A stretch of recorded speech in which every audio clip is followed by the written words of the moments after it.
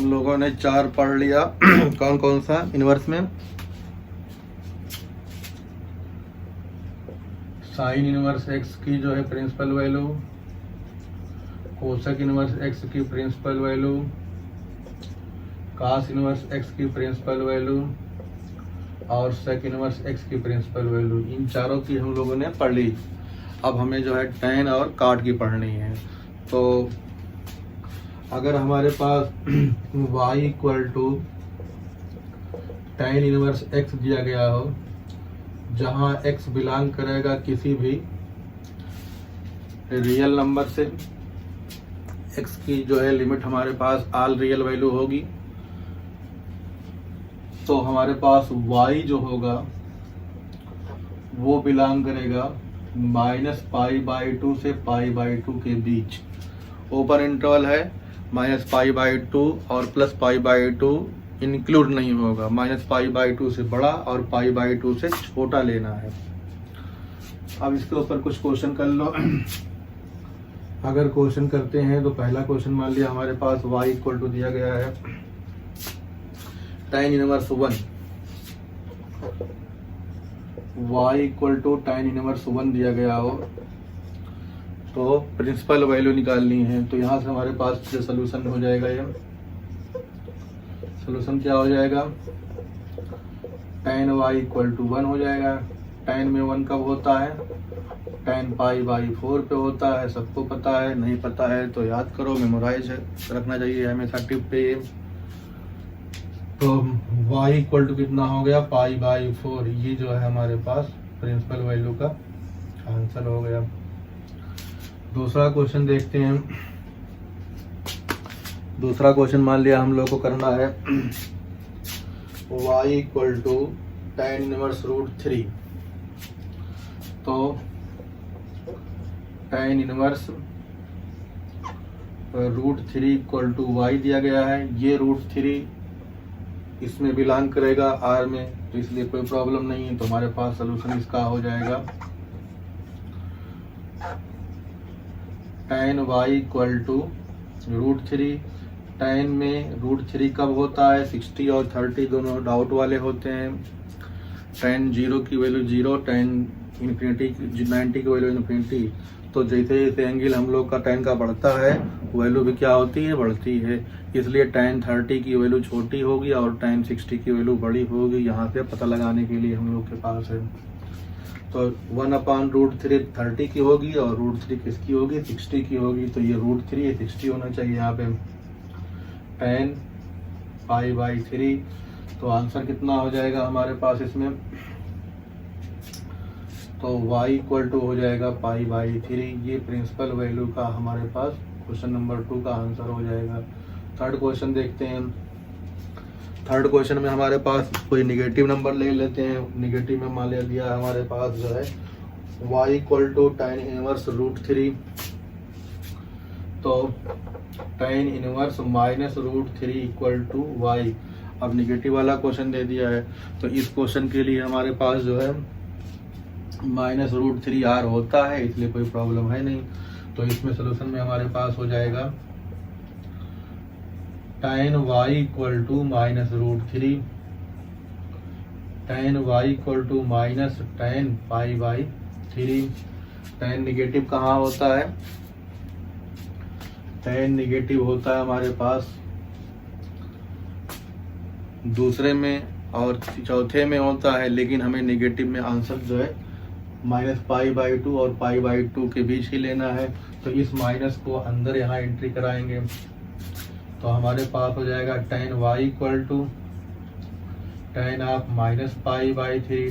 tan जो है remove होगा, y इक्वल टू कितना मिल जाएगा हमारे पास, -π/3। इसमें माइनस में आंसर जो है वैलिड है, तो हमारे पास ये क्या हो जाएगा, प्रिंसिपल वैल्यू का आंसर हो जाएगा। फिर एक क्वेश्चन और निगेटिव में कर लो।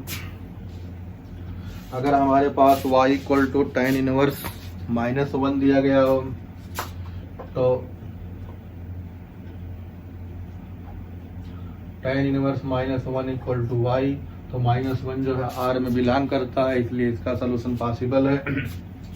तो हमारे पास tan y इक्वल टू -1, -1 कहाँ होता है, tan 45 पे, π/4 पे।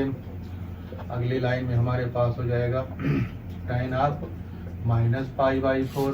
फिर tan को क्या कर देंगे, हटा सकते हैं। जब tan को हटाएंगे तो हमारे पास क्या मिल जाएगा, y इक्वल टू -π/4। ये जो है हमारे पास प्रिंसिपल वैल्यू का आंसर हो जाएगा। तो 5 रेशियो, ट्रिग्नोमेट्रिकल रेशियो के इनवर्स फंक्शन में देखा गया। साइन, कॉस, टैन इजी थे। सेक और कोसेक में थोड़ी सी जो है थोड़ा कॉम्प्लिकेशन है। और लास्ट अब काट में देखते हैं, फिर उसके बाद चारों 6 को समराइज कर देंगे।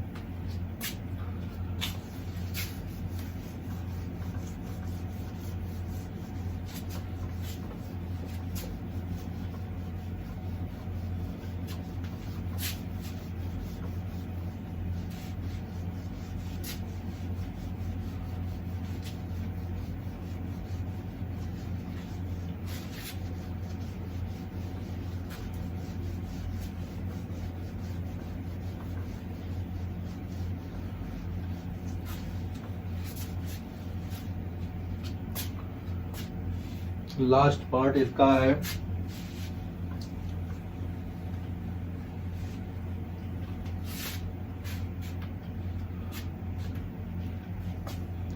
अगर हमारे पास y equal to cot inverse x दिया गया हो, y इक्वल टू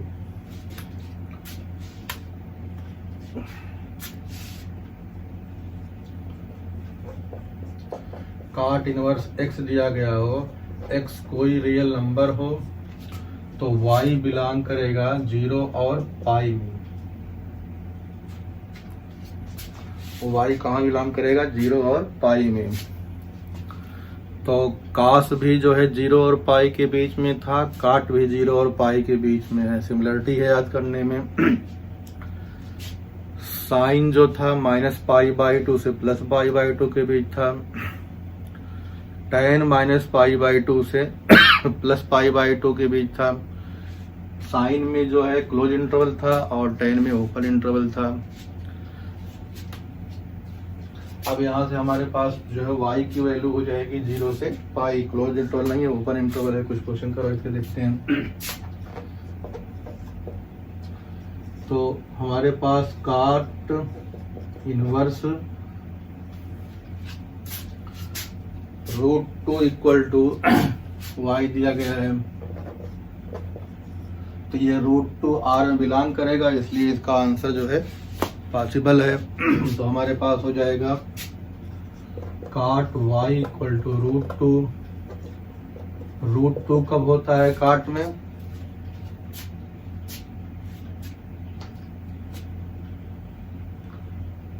√2 तो जो है मतलब कोई नॉर्मल वैल्यू होगी नहीं, इसलिए √2 ना करके उसको जो है 1 डाल दो या √3 डाल दो। √3 कब होगा, 30 पे होगा। यहाँ हो जाएगा तुम्हारे पास cot π/6, तो y इक्वल टू हो जाएगा π/6। ये प्रिंसिपल वैल्यू का आंसर आ जाएगा। निगेटिव में कोई देख लेते हैं। तो निगेटिव में हमारे पास हो जाएगा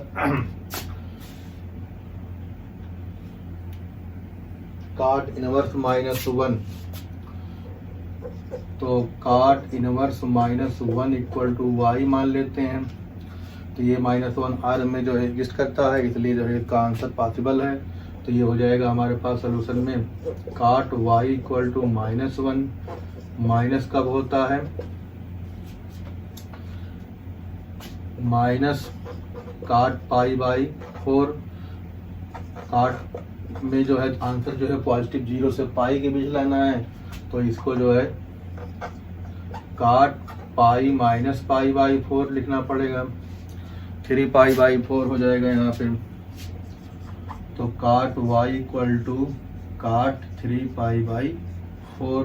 तो हमारे पास आंसर कितना हो जाएगा, y इक्वल टू हो जाएगा 3π/4। ये प्रिंसिपल वैल्यू का हमारे पास थर्ड पार्ट का आंसर है, सेकंड पार्ट का। अब इस तरह से जो है कोई निगेटिव पॉजिटिव होगा तो हम लोग कर लेंगे। जो हमारे पास जो है आ गया साइन कॉस टेन सेक और कोसेक में। अब जो है आगे हम लोग को 6 टाइप की स्पेशल आइडेंटिटीज या 3 ही टाइप की स्पेशल आइडेंटिटीज में हम लोग सॉल्व करेंगे। जब साइन इनवर्स ब्रैकेट में साइन थीटा और थीटा की वैल्यू क्या हो जिससे कट के थीटा हो जाए, तो उसको देखने के लिए हम लोग नेक्स्ट में देखते हैं।